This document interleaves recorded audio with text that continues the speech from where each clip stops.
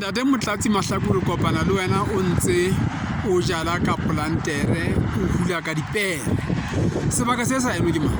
Bona ke tserewane sekgonyane.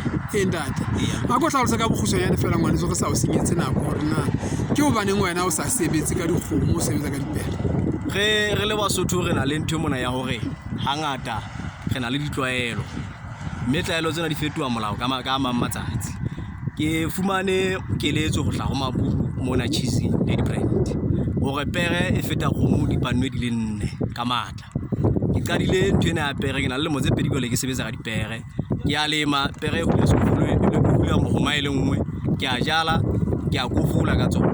Lebaka ke la hore pere e alafeha ha bobebe, ke nnete he tla ba ka ditjeo fela jwale. Ntate empane pere tsena tsa wa ke di sheba ke bona di dipere tse tlwaelehileng tsa Basotho, ha se di dipere tsena tse telele tsena tse kgolo tse Basotho ba di repedisang ka tsona.